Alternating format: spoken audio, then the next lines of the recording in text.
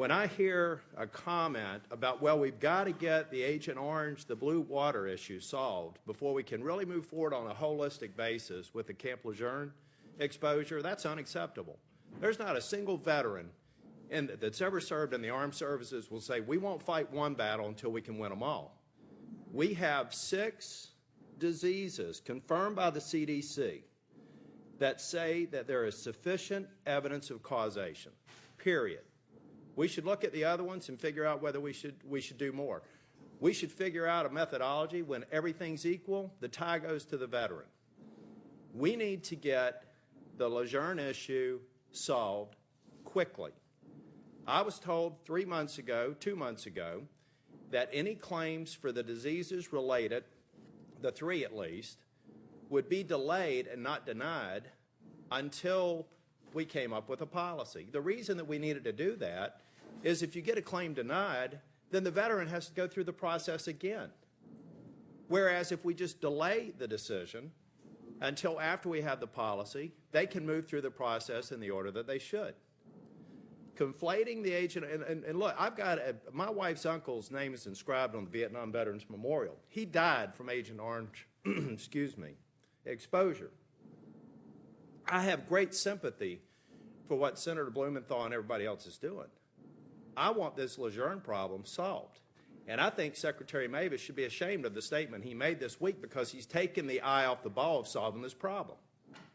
So I'd like to get an assurance first and foremost, and I'm not citing you two personally. I thank you for your service and I appreciate the work that you're doing. But this is a process that's broken. We have got to solve the problem, not only with the 3, because I continue to hear the 3, but the CDC says the 6. So let me start there. What has the CDC presented on the 6 conditions that they say that there is sufficient evidence of causation that the experts in the VA think are wrong? I'll defer to Dr. Erickson about that. Yeah, Senator Tillis, thank you for the question. I was fortunate to be a member of the VA team that has met with ATSDR professionals. We met the 19th of August, 22nd of September.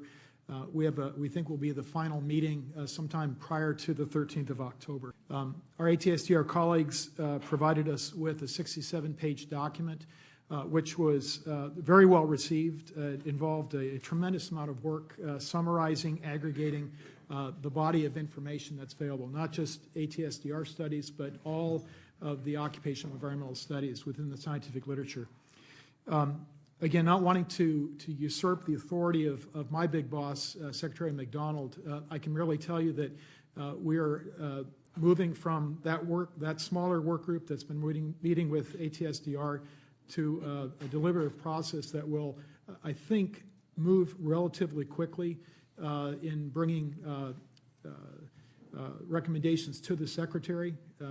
I was able to listen in on that phone call that you had with the Secretary, Senator, and I very much appreciate the urgency to get this settled. As a veteran, I very much feel that as well. Let me, because my time is about to expire, I'd like to get an assurance from you all. I thought that I had the assurance in July. According to my staff, I may be wrong, and if I am, I'll come to the next committee and say that I am. But I have been told that there have been claims denied since I was given an assurance that they would not be for at least the 3 types of diseases. What I'd like is an assurance for at least the 6 where we have sufficient evidence of causation that there is not going to be another denial.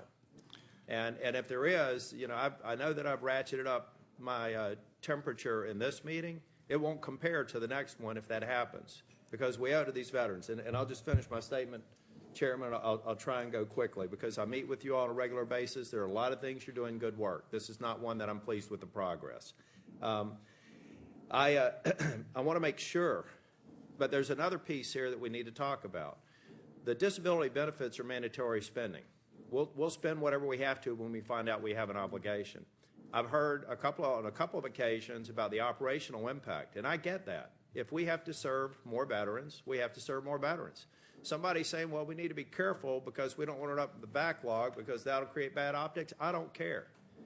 If we need a backlog to be created because we have people who may have legitimate claims, create the backlog, and then we'll figure out how to fund the operation to draw down the backlog. But let's not have policy be driven by optics that politicians just need to deal with.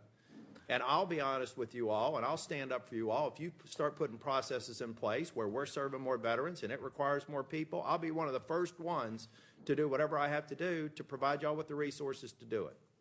Thank you, Mr. Chair.